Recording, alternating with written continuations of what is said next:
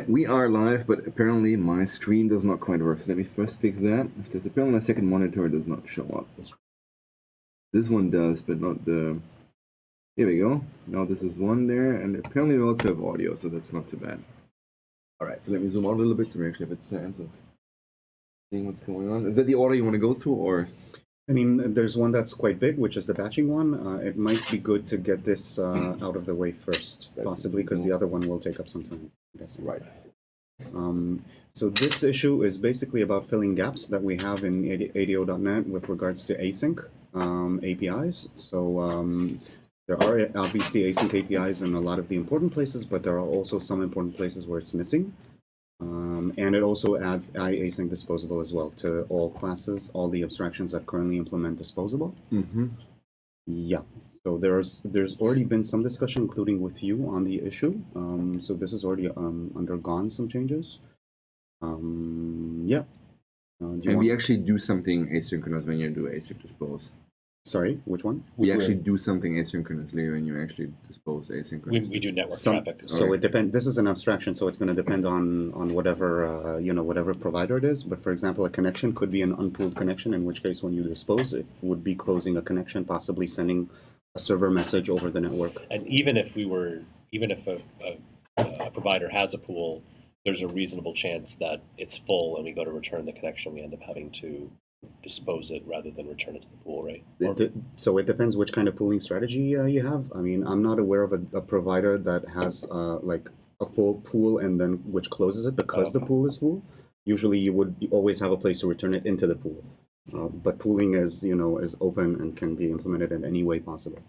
So you would grow the pool basically when you have too many connections? Usually you don't allocate more than the pool, so you have a very fixed. We had a conversation about this once. So that someone asking to make a connection would wait until the connection was returned. So there's a very hard upper limit. There's a max pool size, and you never want to surpass it, usually. So that means that you never end up in a situation where you have too many connections and you can't return them. Are there things that would cause a connection to be poisoned so it couldn't be returned to the pool? It could be broken for a variety of ways. There could be an IO error, obviously, and that kind of stuff. No, other than that. No, I think that's the one I know about as well. Yeah, there are situations in which, for instance, SQL client detects that the connection is completely broken and needs to invalidate the whole pool because all of them are going to be broken. And presumably there are non-in-memory providers that don't pool. Yes. So there's, for example, SQLite, which is not necessary, so it's not an in-memory one. It is an embedded one, but a pool is not necessarily something that's going to enhance performance very much because it's it's a local thing. So let me rephrase my question. What's a situation where disposing of a connection would actually do asynchronous work? So one case is if the user has disabled pooling. For example, one good case is you may be using an out-of-process pooling solution that's not inside the driver. Okay. So you may be connecting to another, this happens a lot with Postgres, you connect to an external component that actually does pooling for you, but which means that you are doing async operations when opening and closing. And you're connecting to that external component over sockets TCP, or something? exactly. Yes, that's a good... and that's a strategy for when you have a lot of client servers and you want to do pooling at a centralized level, because the driver pooling is going to be in process on your specific server, whereas you may have other servers you want to balance across. It's an example. One aspect I want to point out, because this is on the abstraction, then we need fallback implementations for all the providers that don't implement it. So SQL client is not going to implement a bunch of this, for instance, but we need to include some fallback implementation. Sure. I mean, the fact that they're the virtual by exactly necessarily means that, and we have that on Stream. We have that on TextWriter, where the base implementation we can't add abstracts at this time. So, we went back and forth on what to do in those cases, whether it should queue a workman that calls dispose, whether it should just call dispose, and we ended up just saying we're just going to synchronously call dispose. And the rest of the ADO.NET API already does the same thing with async APIs, which were introduced at some point, so it's consistent. Yeah. So what's the difference between begin transaction and begin DB transaction?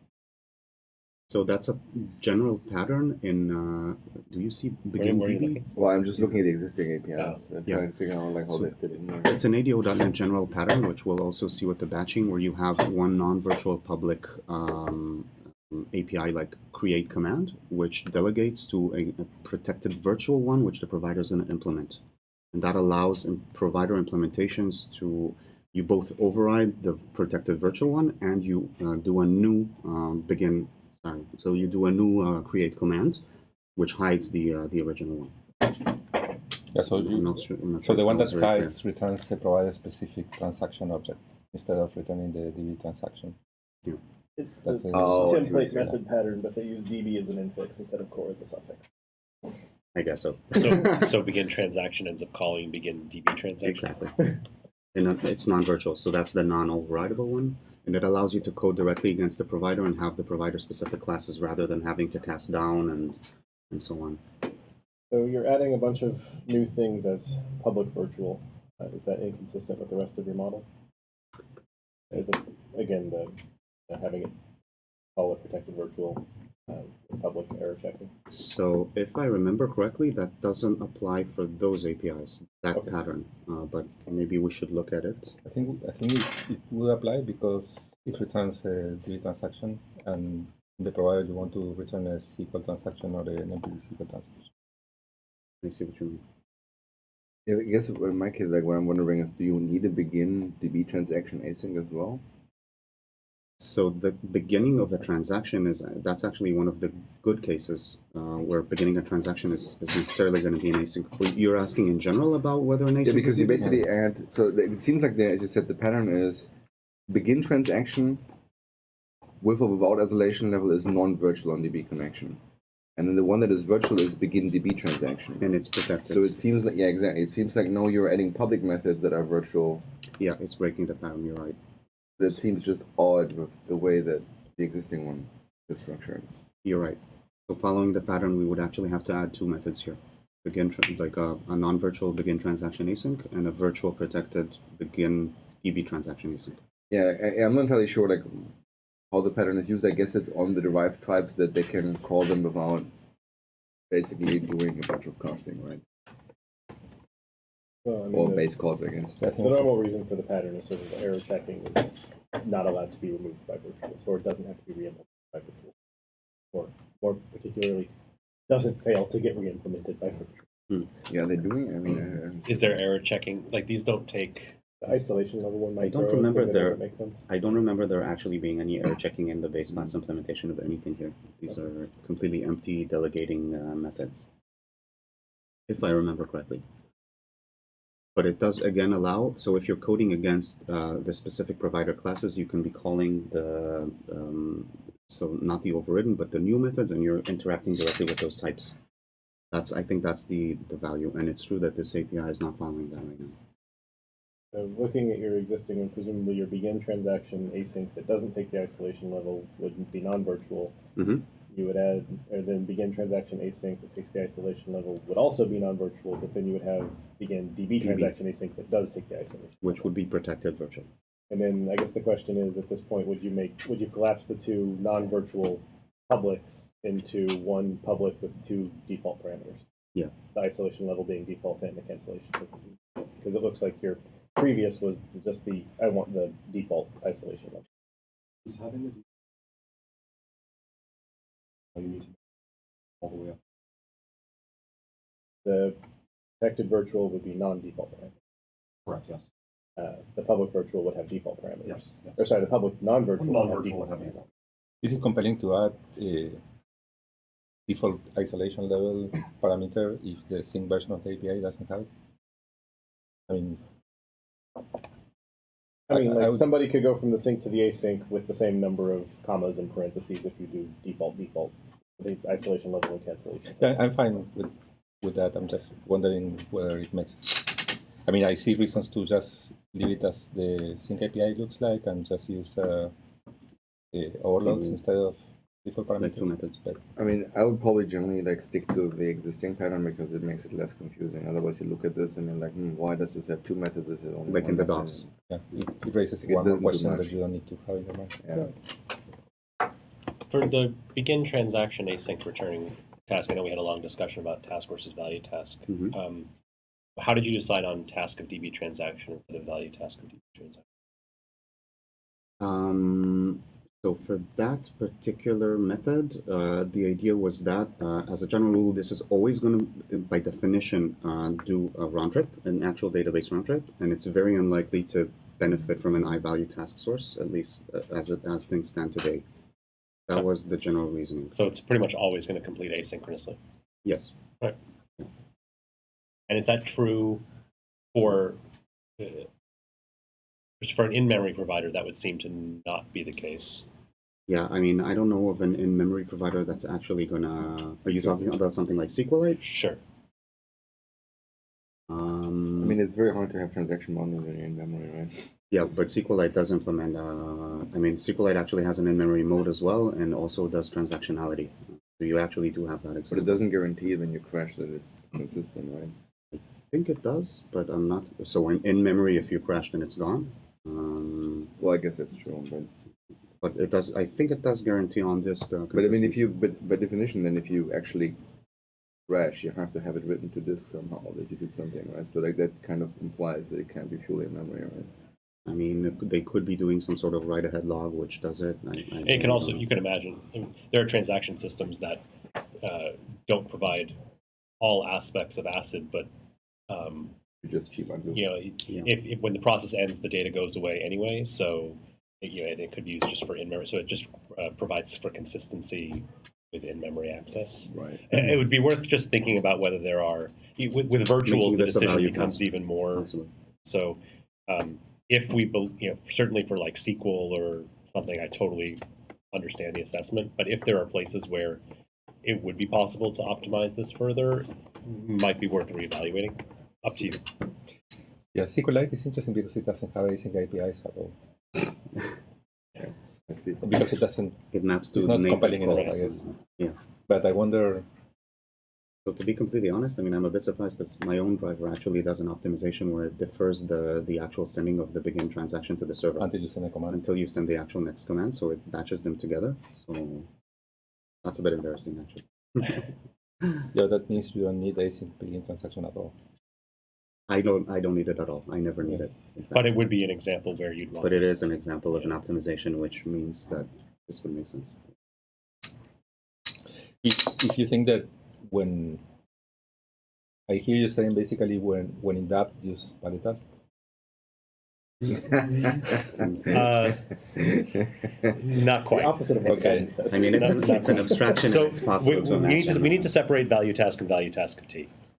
Yes. Yes, of T. And For value task of T, for virtuals, when in doubt, if there's any chance, if you don't completely understand your entire derivement model, then value task of T is probably a better option because someone may actually be faster than you expect. Okay. Does that even apply in aspect of the usability problems of value task? Well, so then it gets into. So this is why it's hard to come up with an actual default and why I say in general prefer task, because performance aside, task is better. When performance comes into play, value task can be better, or value task of T can be better in a variety of situations, but it's worse from a usability perspective. And so then you have to factor in how is the API actually going to be used. If it's an API that it's likely that if it's an API where the only thing people are ever going to do is await, just await X. No composing, no nothing. Yeah, then it makes value task of T on a virtual is pretty much. But how do you assess that if somebody's going to compose over it versus? Well, so for something like begin transaction async, like it's pretty likely that someone's doing await begin transaction, do X, do Y, do Z, stop. It's less likely that they're going to store it they're going to do lazy initialization of some data, storing the resulting task into a data structure that then lots of people then go access. It doesn't really apply to that situation. Or kick off 3 transactions. Or kick off 3 transactions at the same time and wait. I mean, like it's just less likely. And if those situations occurred, you could say as task and get it back. Yeah. But there are other APIs where it is likely that you're going to kick off 3 of them, like downloading data from a HP client or something. Like you're very likely to download multiple things at the same time. Yeah. You're very likely to store play it safer. You want to at startup you want to download some data, store it somewhere for everyone to access. So you're going to store the task of string in a collection and then access in the future. So for those, value task probably isn't as good. And so from a usability perspective, because there are all these limitations on what you can do with a value task, and it doesn't always tell you if you're doing it wrong. In the best case is you get an error. Yeah. Worst case is you get corruption or Yes. something. Yes. So from a usability perspective, you always want to err on the side of task. From a performance perspective, value task of T is generally, but not always, a better answer. And so our guidance is basically, since performance is always sort of secondary to usability and correctness, prefer task. But it's true that we're also dealing with a pretty low level thing that's more likely to be used by layers rather than end users. So. I wish my answer could just be always do blah. Yeah. And if I have to choose an always do blah, it's going to be task. How many times have you had this speech already? I'm kind of curious. This week. Twice this week. And I've been racking my head about whether I could come up with like a always Flow do chart. X, and I can definitely come up with a flow chart. Maybe I should write that down. It bothers me that I have all these if else's, and maybe I'll be kind of beaten into submission, and I'll just come up with for a task of T, always use value task of T. There, I'm done. But it's interesting that these data explorers in general, they are not thread safe. So when you try to do three things on a connection, on the same connection, it's actually you are doing it wrong. So maybe value task is actually a good thing because you cannot even try to do That's it. interesting. But even that, I mean, so when you say at the same time, do you mean concurrently? Yeah, or, so you start them without awaiting and then you try to await on all of them or something like composing. And even with something like Mars on SQL multiplexing could client. change this though. That's the Okay. yeah. Sorry, it could I become couldn't hear complicated. you. That's right. I was asking about like Mars with SQL. Well, Mars allows interleaving operations, but not really concurrency. Yeah. Connection. So you can start execute the query and then execute another query and then start calling read on each of them. But with that, I could say execute, await all, right? No, you execute and you await on the execute. You execute and you wait on the execute, but then you get results and then you start reading from them. And that's what Mars enables. I see. And you can interleave those reads between all the things that you executed. But for performance reasons, there's a bit of a shift towards a different database driver model, which does multiplexing, which allows you to do exactly that, which would allow you to use the same pipe to send a lot of queries down into the pipe and pipeline them together. I mean, with value task, you're never locked into it. You can always call .as task and get back a task. It's just it's a usability thing. Yeah. And ironically, if someone did the super advanced thing and returned a value task that wrapped an value task source, calling as task will actually be more expensive because it has to allocate a separate task. Anyhow, I digress. Sure. No, but anyway, that makes sense to me actually to have a value task there. I'm not sure why we didn't. But the rest of them, can you scroll down? Is there any more? Well, there's like the whole the client, right? But the connection. Yeah. Okay. Oh, the client. So then there is the one thing that we were discussing a little bit. So DB Data Reader has a close async next to dispose async, and they both return value tasks because they're largely identical, expected to be. Right. This is mirroring the sync API for consistency, and we don't know if some provider may have implemented some nuance between dispose and close. Although once again, DB Data Reader, you can't reopen it or anything with it. You get it, and then you dispose it, and it's done. So we chose to have a value task there. Does dispose have to be virtual in that case? Like, does it just delegate to close async? Or? Right now, I mean, in the sync API, both have to be implemented, if I'm not mistaken. But maybe we should confirm this. Well, you don't have an open, right? So there's no open. Exactly. There's no way. I mean, in principle, I don't even think you should make them both virtual. You should just decide one would delegate to the other. Like, yeah, it's just an alias. So that's not how the sync API looks like at this point. Now the question is how much you want to stick to the sync, to having the same thing happening on the sync side of things. And it is a general problem in the BCL that close very often is the same as dispose, but not always. Mm-hmm. If you look at the guidelines, it basically said use the verb that is appropriate for the stuff because they couldn't agree that file handlers are being disposed, not closed. But basically, there's the other distinction, which is, well, things you can close, sometimes you can reopen, which That's the DB dispose connection means, case. yeah, when you're disposed, you're done, right? Like that's, Yes. but that's, I don't know. DB Data has virtual close and virtual This- disposable. yeah. So And I think a derived type could implement the two different. And I think Yes. the implementation on that one usually can throw from close, but it eats all the exceptions on the dispose. I don't know why. Yeah. If It they just say- says if disposing close. There's no catch. It's- Dispose is allowed to throw exceptions. Finalizers are not. Okay. That's a question. I have seen that in some providers, Yeah. like the So it's an unwritten Super thing. It's client, not I believe. standardized in any way, but we had this discussion. Yeah. About whether we should be throwing from dispose or not. okay, we can take a note. The guidelines say it's fine. And the only thing maybe say in the guidelines too is double dispose is fine. And some people are just lazy and they do it by, I just eat all exceptions. Yeah. Okay. And DB connection, by the way, is the other case where you can open and close it many, many times and dispose it once at the end, which is why close async in that case has returns a task, Right. versus, of course, dispose async, which obviously returns a value task. Yeah. That's the same reasoning that we just did on the instance. I can apply to all of those. On the data reader, do you expect anyone to actually You mean call close? the pattern with the DB? Use value and- task instead of task because you but don't know. in these cases, there's no T. It's Yeah, okay. It's a There's no no-generic. T. Yeah, okay. Well, 80% do it.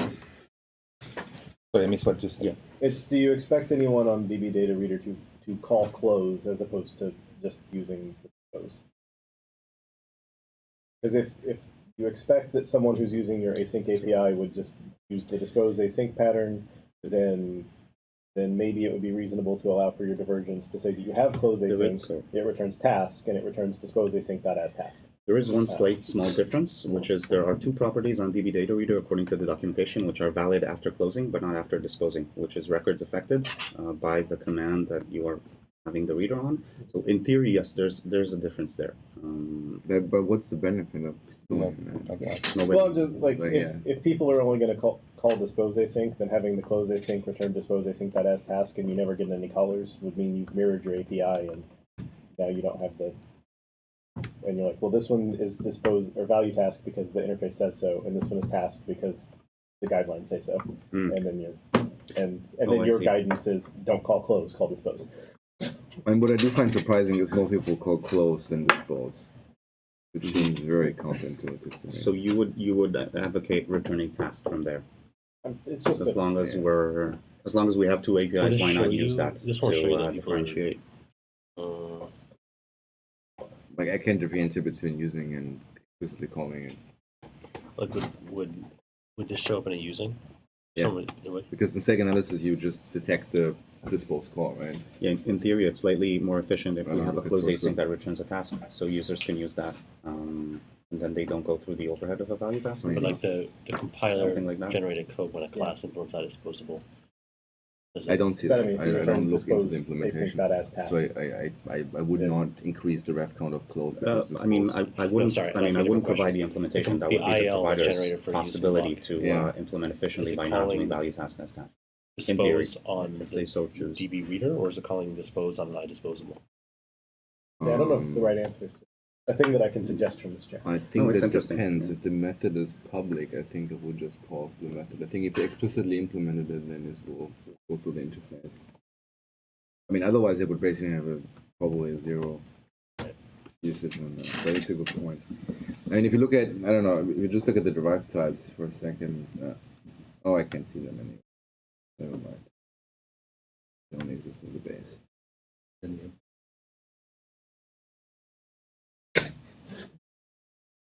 Okay. It needs to call suppress finalize this before it calls the virtual method. In any case, so what did we decide? Did we say that it's an alias, we just call through, make it non-virtual? Or do we say we have them both virtual and, yeah, if you really want to... I differentiate. think we should be keeping them virtual. Even, I mean, we don't know what providers may have done in the sync side of things, and if a distinction has been introduced on the sync side, we should allow them to have it on the async side. And what does the default implementation do? Call dispose async or go through this I think close? it does nothing, but I would have The to. No, default the default implementation in our, when we add it, it has to dispose call calls the close. sync version, right? Yeah. Oh, sorry. Yes, I was talking about. And it the will sync, call yeah. close, not dispose async. Yeah. So yes, So that if somebody has different logic, it's consistent and yes, not override. exactly. Yeah. Exactly. Yeah. All right. It might be worth checking the logic in the API, or just to see if it's actually tracking this. Yeah, I'm not entirely sure. It depends on how CCI represents the tool, which they sometimes differ on that. Yeah, for later Yeah, discussion. it seems interesting that I don't see that. Actually, to the point that I just mentioned, like, what would the correct implementation of someone's Yeah, I think you're right. if they did override process? In what way? So I had mentioned that the dispose pattern on the type as it currently exists is buggy. What would it look like correctly if someone tried to do the dispose pattern in async? Basically, from the pattern perspective, dispose async should functionally do the same thing as dispose true. So it should call suppress finalize, assuming there's a potential for a finalizer. But it's also not technically a bug not to call suppress finalize because the contract states that multiple calls to dispose should do nothing. So the finalizer Yes, correct. will Okay. just call it and It's a performance bug. yeah. Okay.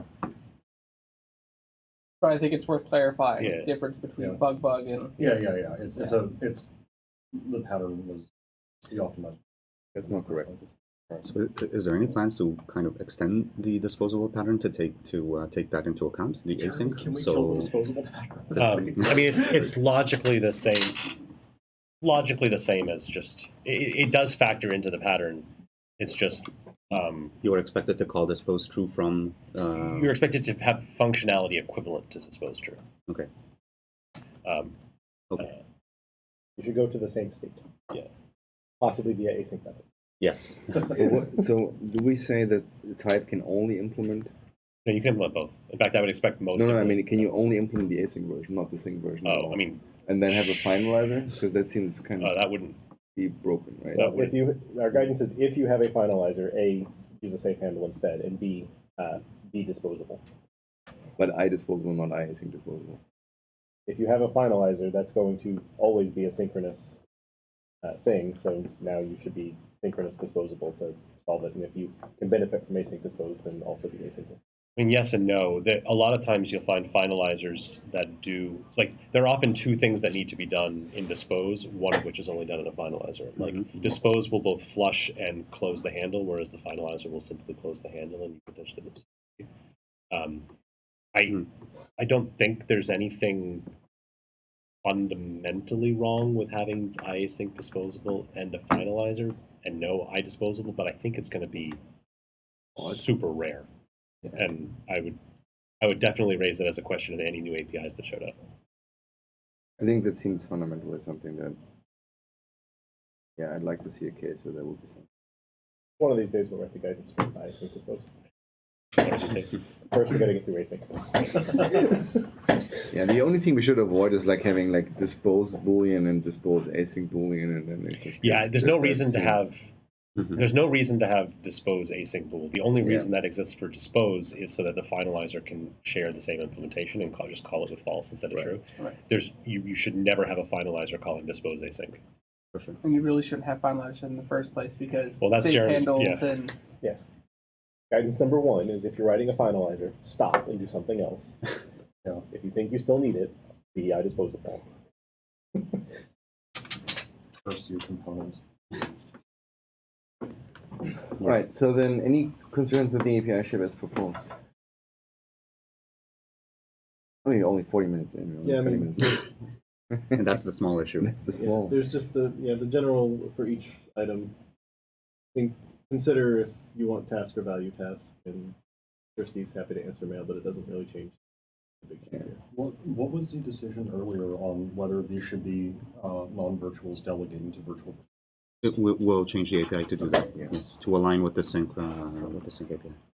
So I noted that. I noted changing begin transaction to return value task as well, and possibly close async on DbDataReader to return a task, but I'm not sure about that.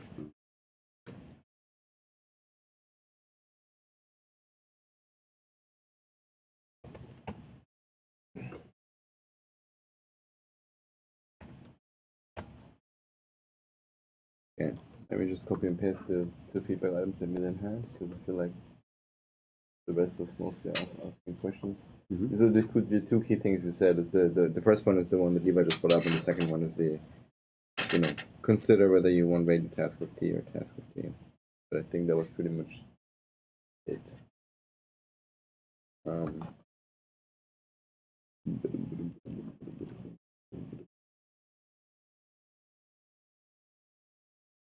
So just one question. I mean, we're approving now for .NET Core 3, and is it still possible in any way to get stuff into .NET Standard? Or Yes. So I mean, I will go over everything that is API approved and candidate for standard, and we'll just submit a PR for it. Okay. There's not that much. It's like I think 4 issues that are right now. All right.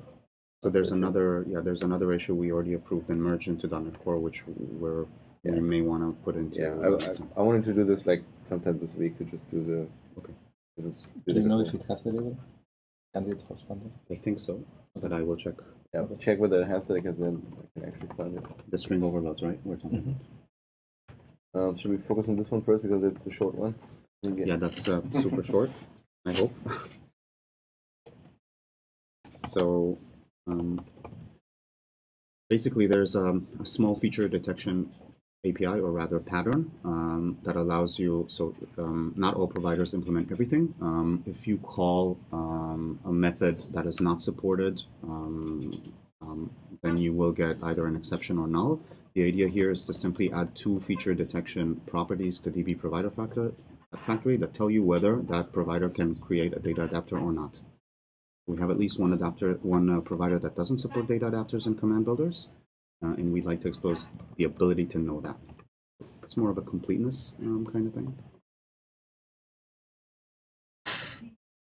Did you look over the other ones? Is there sense to add the other ones as well right away? They are there. If There's only one right now. There's only can create data source enumerator right now. Yeah, because the other ones are mandatory in ADO.NET. It doesn't make sense to have a provider with no connection, for example. Okay. This started when we did .NET Core 1.0, and for the first time there was one provider that didn't support dataset at all, because dataset wasn't there. And now the provider still exists and it still doesn't support dataset. Makes sense. So should they return false or true then? True, I suppose, right? When it's supported. No, I mean, the default implementation would return true, I suppose, right? I think it should return false. We discussed this, but I don't remember what it was. Is it? Can you scroll down? Yeah. What's the scenario for this? You're just calling the method and So you call this instead of calling the method and seeing if it throws. exactly. well, I so think the problem is that would be a breaking change if you would actually do that, because these methods, by the default behavior would have to be that these all return false, which means that if someone has extended the class to a method, and they didn't override these methods, whatever. I think your default has to be true. Yeah, I think so too. Because if the current implementation, if your current expectation is you can always create data adapter and it always returns something, then you probably want to return the default to be true and then say only new things are deviating from that. I think we had the discussion, and I think that we came to the same conclusion, but also the default implementation of the create adapter method, I think, throws. It actually returns null. It returns null? Yeah. Okay. Are we going to consume these methods in any, like, are these purely for consumers of our libraries, or do we actually use Purely them for ourselves? consumers. Well, the providers that don't support them, they are going to have to override it. But we Right, no. we I don't meant, consume like, do we have any, are we adding any call sites for these properties? Not as far as I know. They're Not on mostly in our the own. OR world, right? Sorry? They're mostly in the ORM world, right? ORM, whatever. So they're for layers that are using ADO.NET generically, which is already a pretty rare occurrence, only ORMs and various other layers, to check whether this exists. I mean, it kind of makes sense you want to check them without having to defer to the moment where you actually need them, right? You may want to check this early on, hide the stack, and just outright refuse the provider because Show a pop-up or something. because you're like, no, I don't support that. I need something that actually can create, I don't know, data adapters or I something. guess your right? note suggests you're going to just try calling create and seeing if it returned a non-null, non-throw. Yes. It's going to be like, based on the fact that you overrode this thing. Actually, this is the default implementation that we discussed, no? Is to actually call it and see if it returns null. It's what you wrote in the note. Right? Yeah. Yep. Ouch. Sorry. That's not expensive at all. I mean, assuming that you cache it. Yeah, you better cache that Yes. result. Yes. Better amortize that cost. Yes. I think that makes sense. Yeah, I to me. totally forgot. In that case, I'm okay with that. Anybody else problems with that? All the other can methods that are already there are abstract. Only one, and it's watchful as well. Sure. I'll note to cache the results in the implementation. All right, so then we have a whole 15 minutes for the big feature. Yeah, I don't quite know how to go about this kind of issue. There's a lot of API surface here. The general problem here, if you want to really go through it, is that right now ADO.NET doesn't have a first-class batching API, so you can't execute multiple SQL statements in one round trip. What has evolved has been what you see there, a concatenation-based approach where you just stick the multiple statements into a command. There are various problems with that. Some providers just don't work that way on the wire protocol level, so they need split protocol messages, forcing the driver to do string parsing of SQL on the client side, which is bad for perf and also for correctness. It's hard to do this. Yep. Even the SQL Server implementation, which does support this on the protocol level, is inefficient because it sends that as a single statement and does plan cache pollution. Yes.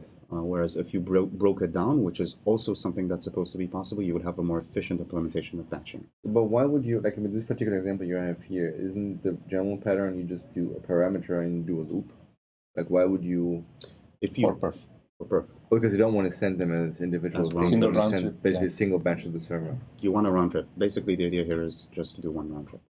EF Core is a very intensive consumer of batching at the moment. So when you do a lot of updates and you do save changes at the end, then it batches everything. And right now it uses this this API. I see. So can you outline your general strategy for batching then? Is the idea that you basically create a batch, you basically add commands to it or whatever. Exactly. And then how do you have the data in that command? Like parameterized, non-parameterized? So the rules. The way the API is currently proposed is that you have something called a DB batch, which is a container for an IList of DB batch commands, and each batch command has a SQL and a parameter collection. So it's basically a container of a lot of SQL and parameter tuples. This is the current proposal. And then the execute methods are on the batch itself and not on the individual commands, obviously.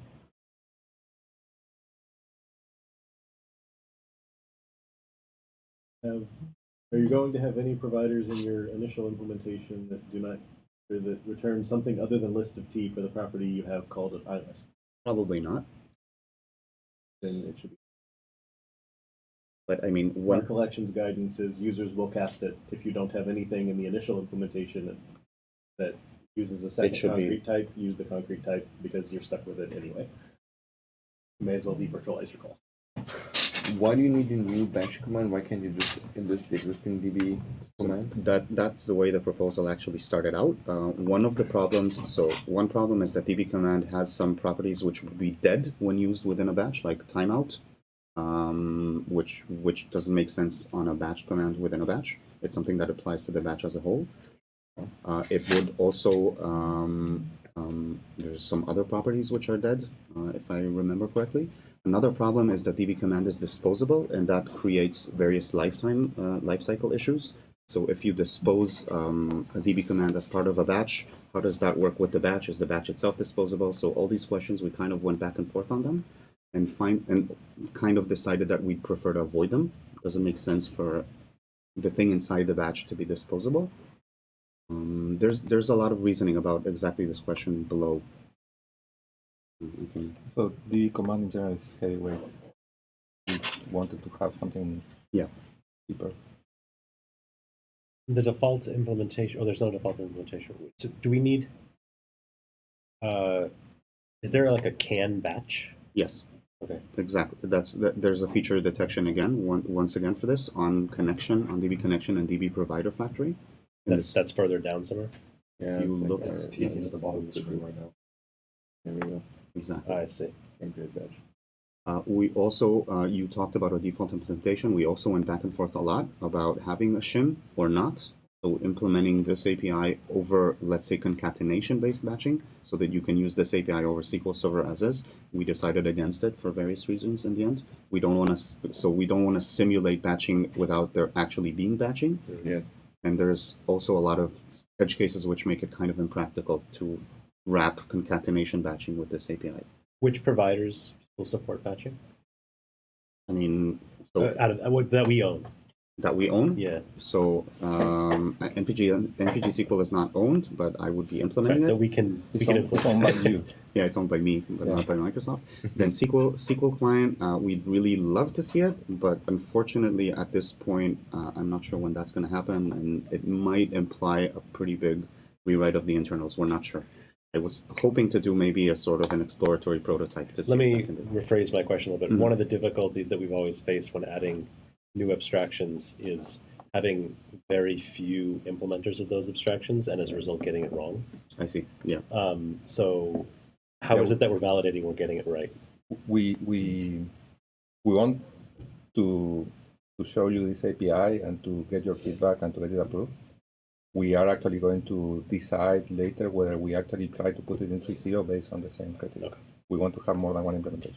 I think the one thing we should be making sure is because every time originally when we had the whole DbCommon conversation with the SQL team, right, they felt very strongly that they should be involved with the design of it because they want to make sure they can actually implement that, right? So even if they don't have resources to implement it, we should at least make sure they have seen it and they're saying, oh, that will work for us, right? Like the one thing that should be avoided is that we approve it and we add it, and then later on SQL says, oh, I can't, or I don't want to implement it like this, right? And then we're just stuck with. So we have two other provider writers commenting and interacting on this. So the MySQL provider writer is kind of involved in this, and one of the guys who's actually submitting all the SQL client pull requests, Wraith too, was Right. also kind of.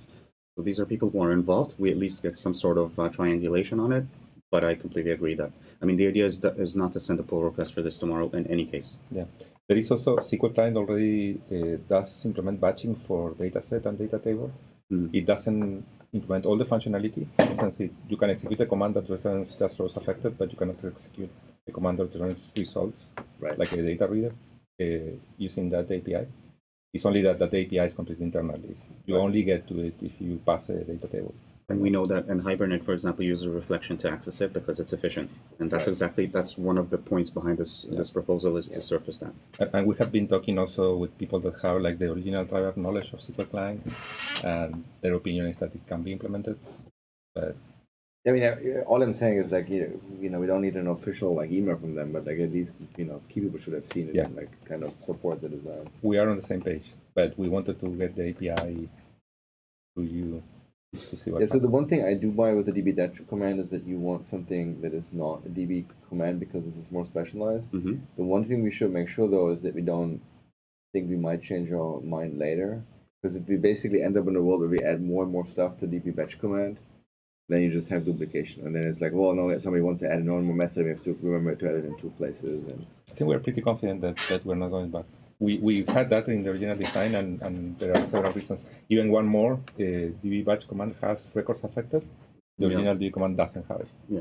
And we need to report records affected. so what happens in general, like when the query itself is not a manipulation query, but a select statement. You basically then get effectively the multiple result sets on the batch itself. Mm-hmm. In general, you get the results on the batch itself via single DB data reader. So if you can batch like 5 selects into this batch, and you get back a single DB data reader with multiple result sets, which is how concatenation batching already works today. Or sometimes you can call a sort procedure that's going to return 5 result sets. So it's consistent with the way the API currently works. So basically, logically, everything that is on DB command right now that would basically give you a reader would effectively be on batch itself. Exactly. So all these methods you see mirroring DB command, all the execute reader, execute non-query, execute scalar are copy pastes almost. Right. Almost, not completely. It's intentionally supposed to mirror DbCommand, and there's even a note that we could even have some sort of interface to capture the similarities. The APIs are very similar. They're both executable, things. I Repairable. mean, that seems to me very convincing that you will never wish to turn a batch command into a command because you would like to add them on the batch Inside a rather batch. than the actual. Yeah, we ran into a lot of trickiness when we tried to use DbCommand inside a batch. And then the same type can be used inside a batch and outside a batch. We ran into difficulties with the API, with clarity, with lifecycle and dispose. So what this also proposes, now that you are executing a batch, an exception can be raised, and we want to allow users to know which of the batched commands generated it. So we're proposing adding a property referencing the db batch command from db exception, and again, that raised a lot of lifecycle issues. If you dispose the command, but reference it from the exception, then that's a world of complication. Right. What happens if multiple commands each incurred an error? So that's not something that would be supported on the generic API level. Just like DB exception nowadays doesn't have a concept of that, but SQL exception does have a concept of that. So that would be something I think that would be extended in the specific provider. Did you consider making the batch itself derived from DB command? Derived from it? I mean, DB batch command derived from DB. No, Yeah. DB batch. DB batch Yeah. extends DB. Oh, I see. Right. Because you can, all the things that you can do on a command, you Right. can do on the batch.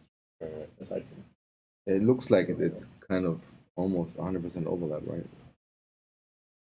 I'm not sure I thought about that. Because in that case, you just get everything for free, right? And then everybody just extends that guy. So one example is that execute reader does not accept a command behavior, which is something you'll find on DB command, because we allow a different command behavior to be specified for each batch command inside the batch. Right. So that's an API that that's a discrepancy. I mean, this is something where you kind of have to walk through that in your head, I guess. Like, I don't have a strong opinion. It's just that I would generally say if there's only one or two exceptions, maybe it's worthwhile doing that because then anybody can treat a batch as a command, which might actually be beneficial.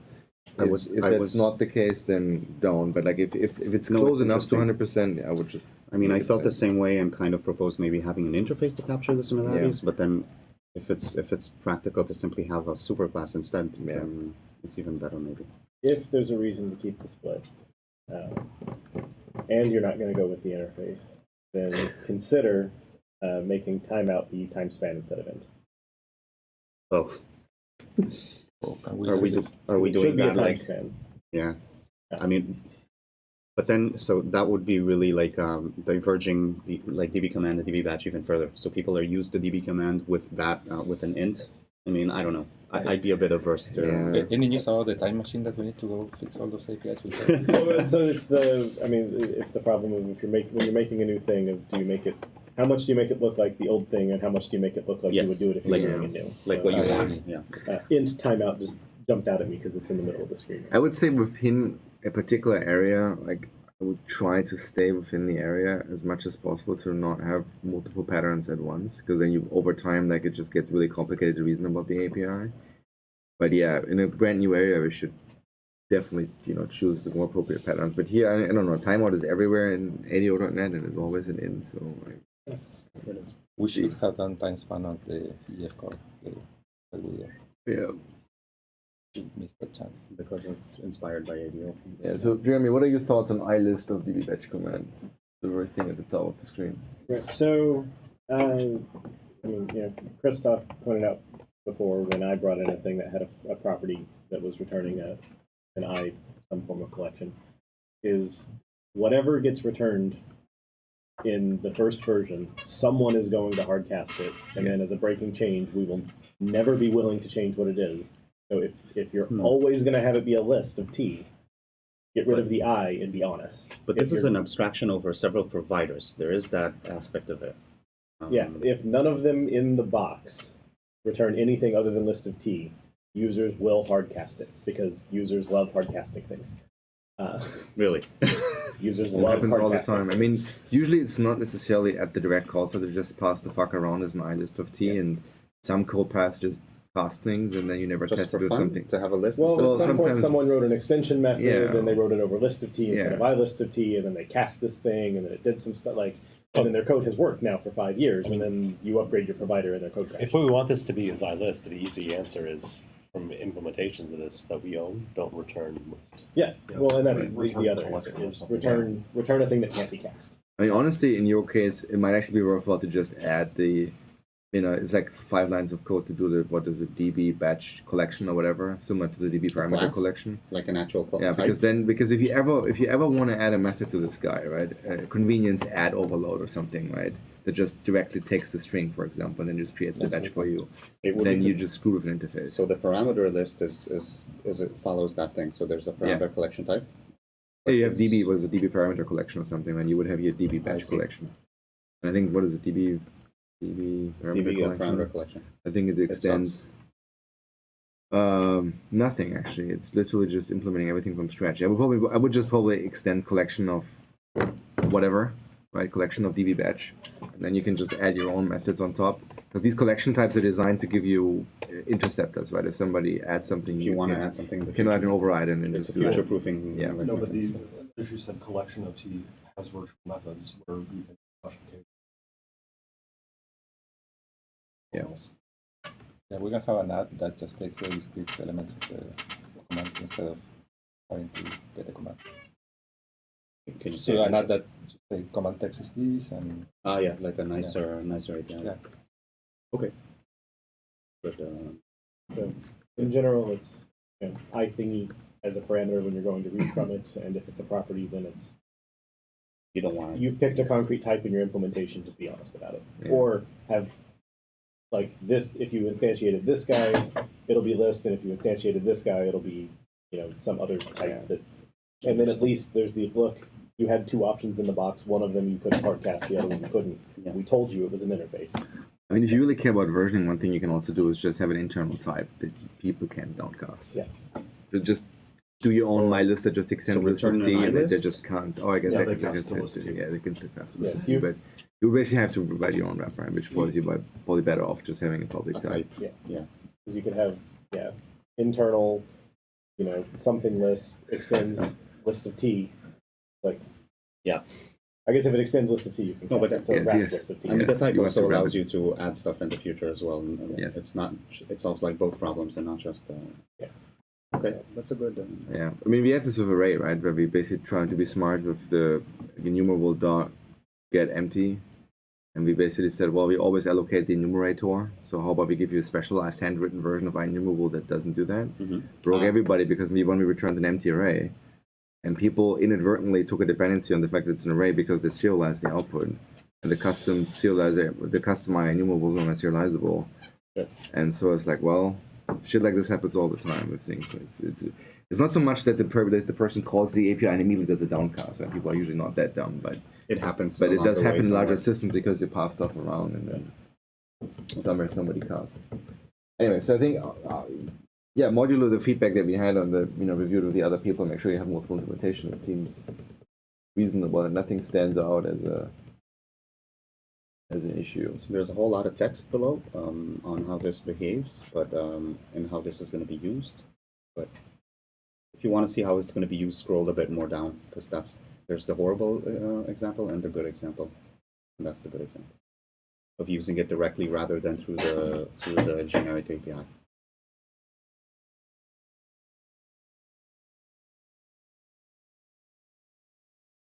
The one thing I never was clear in ADO.NET, like, is there any benefit of me calling prepare, or is it something you do automatically It's anyway? very provider specific. In NPG SQL, it's super important for perf.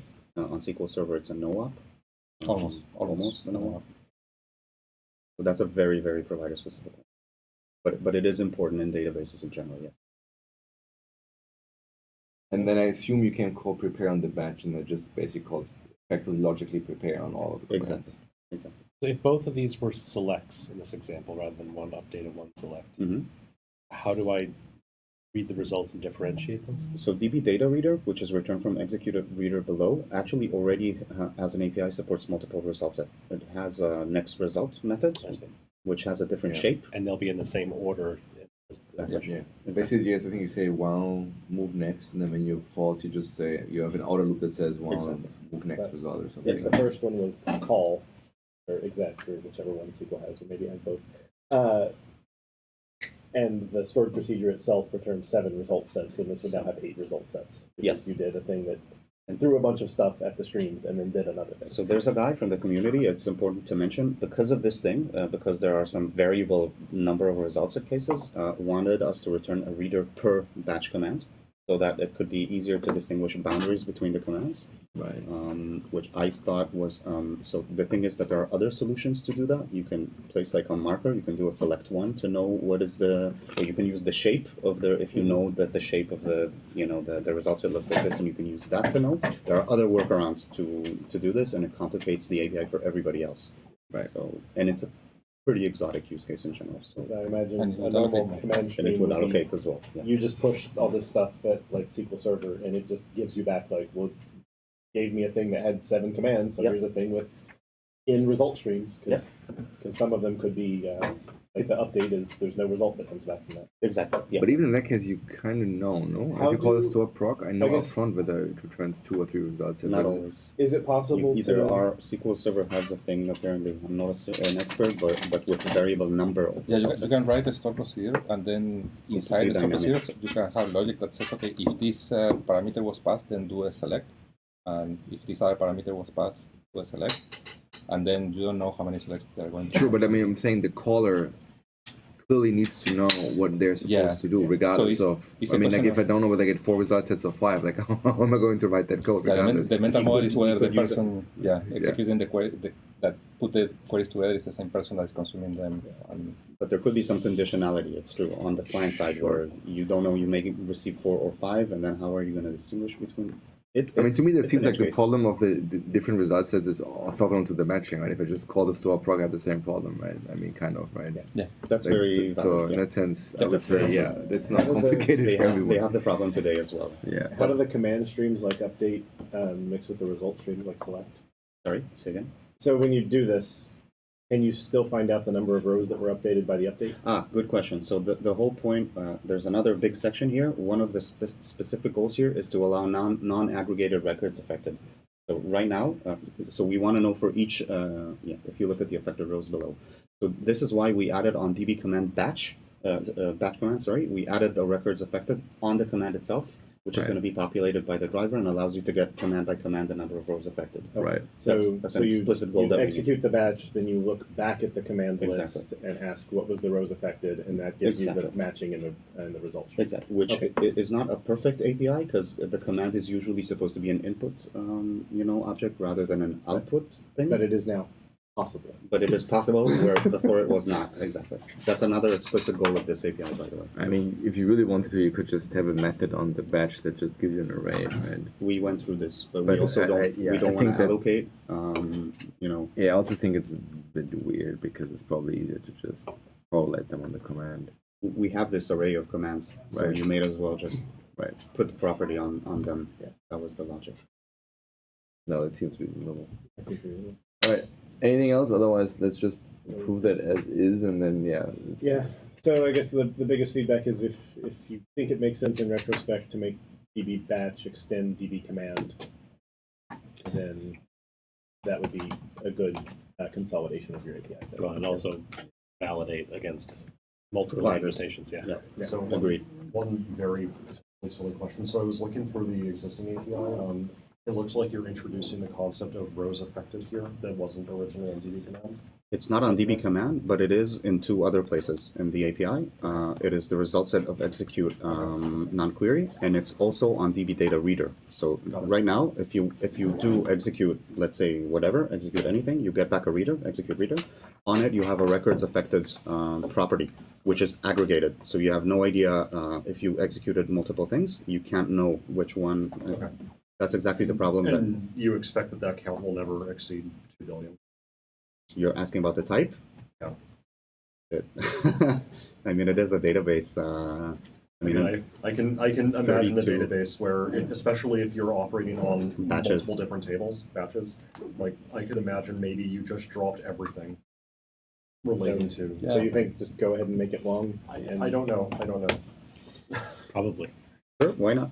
There's no cost to it. I wanted to pose a question because you folks are the experts on this, right? I don't think I've ever heard or seen a scenario like this, but Yeah, it's not. But you know, the Spark, moment we make it into, someone's going to write in and say, this is not big enough for me. And then to go back to the stored procedure, if you call a stored procedure and it does 1,000 different update statements, I feel like in the command window, if you're doing like SQL Explorer, you see all the individual numbers. Is there any way that you get them back, and how are you aggregating the result stream on that one? a very provider-specific question. So how the rows affected is going to be surfaced by the, and I have no idea what the answer is on SQL Server. Do you I know? think you will get the aggregate. So it automatically aggregates everything that happened inside the stored procedure? Either that or the last one wins.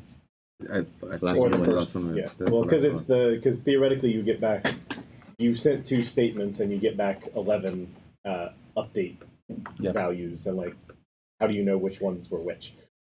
So on Postgres, you just don't get that information at all. For example, I don't know what on SQL Server. Sounds like a nicer model. Yeah, I mean it's. Yeah, I don't. I'm not sure. So I think if you are going to return that number of records, then your application is going to Yeah, never finish anyway. So I don't know if for AD.NET we need. not big data, right? It's a No, it's not, relational it's not databases. Spark, and you are bringing stuff to the client. These APIs are bringing stuff to the client. We're changing something at the Oh database yeah, well side. they execute no, they execute. It could be like no a single query. update that Update, Could maybe affect more. set value, or set column delete a equal. huge table, like Yeah. delete everything from a huge table. Oh, that'll take forever. Drop the table. Yeah. But maybe you need to know the number of rows you just dropped. Begin transaction, select Yeah. count, drop table, and transaction. Yeah, it's a valid thing. DDL is not always allowed in transaction stuff, so. But valid point. It's interesting because it's the aggregate, the ones that return the aggregate records affected that we should change, and we cannot change them. They are more critical. You're right. Yeah. That's actually very true. Yeah, I was gonna say. All right. So Core thank FS you. can do Thank you very upstairs much. 10 minutes ago. Yeah. Bye, guys online.